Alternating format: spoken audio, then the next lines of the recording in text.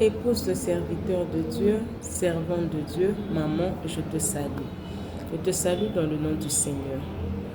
Le Seigneur m'a mis à cœur de développer une série de petites vidéos sur différents personnages bibliques qui pourront te bénir et t'aider à mieux remplir ton rôle de servant, d'épouse de serviteur de Dieu. Alors, je vais remettre ça d'abord dans le contexte. Le samedi 21 juin, nous avons tenu une conférence dans le cadre du ministère des épouses des serviteurs de Dieu. Cette conférence, qui est la 3e de notre ministère, portait sur le thème « C'est pour un temps comme celui-ci » que nous avons tiré de Esther 4, le verset 14. La Bible, je vais juste paraphraser, c'est l'histoire de Mardoché et Esther où le peuple juif était menacé d'extermination. Alors Mardoché allait voir Esther qui était déjà reine pour lui dire: si tu te tais, notre silence viendra d'ailleurs. Qui sait si ce n'est pas pour un temps comme celui-ci que tu es parvenu à la royauté. Alors pendant cette conférence, nous avons vu de quel temps il s'agissait aujourd'hui, qui est Esther aujourd'hui, comment le diable attaque l'église des serviteurs de Dieu, comment il attaque l'épouse du serviteur de Dieu et tout ça. Je vais mettre cette vidéo dans le descriptif de cette petite vidéo. Je vais mettre le lien vers la conférence dans le descriptif de cette vidéo et j'espère que lorsque tu suivras, le Seigneur déposera quelque chose dans ton cœur qui sera bénissant pour ton couple, pour ton ministère, pour ton église. Alors, nous allons voir une série de femmes qui ont pu se lever dans le temps comme celui-là et nous allons prendre des exemples de ces femmes-là pour les transposer dans notre temps aujourd'hui. Pour cette première séance, nous allons parler d'Abigail. J'espère que tu connais Abigail. Abigail, son histoire se trouve dans 1 Samuel au chapitre 25. Donc tu peux commencer du premier verset jusqu'au 42e verset. Abigail, c'est une femme qui a épousé Nabal. Nabal, c'est un homme méchant, c'est un homme dur, c'est un homme qu'on traite même de fou, comme son nom le traduit.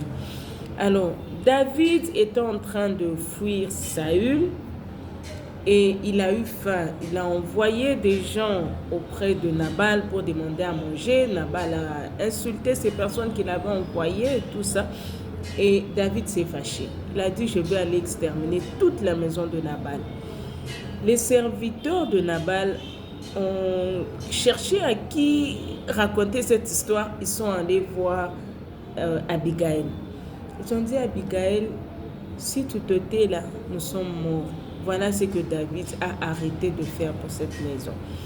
Abigail monte sur son char, sur son cheval. Elle charge de la nourriture, de l'eau, du vin et tout ça.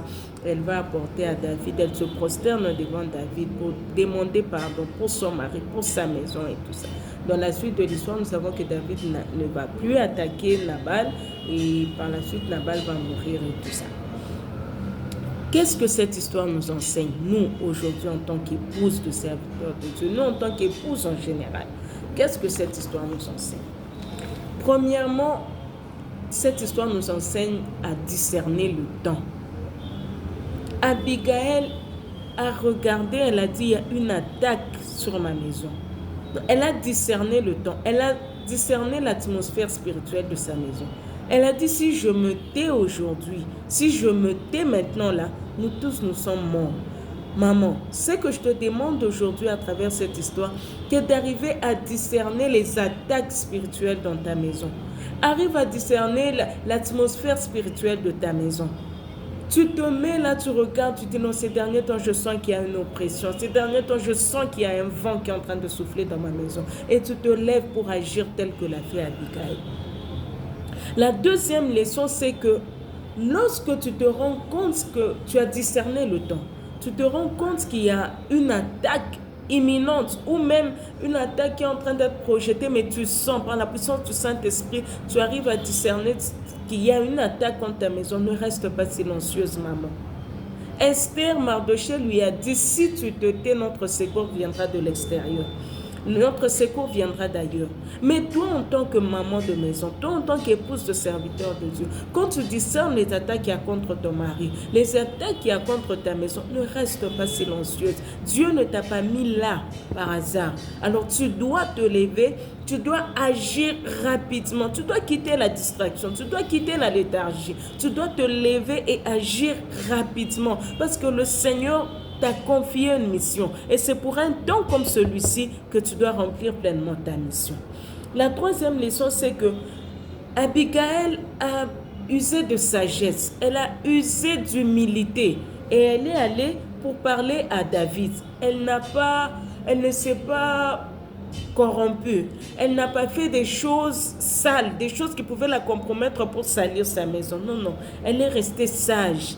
Elle a sauvé sa maison. Et la Bible dit, lorsqu'elle est rentrée chez elle à la maison, nulle part il est écrit qu'elle a commencé à parler en mal à Nabal pour dire, tu vois, toi avec ta folie, aujourd'hui on serait mort et tout ça. Non, elle est restée à sa place, elle est restée dans son humilité. C'est Dieu lui-même qui a justifié le travail d'Abigail.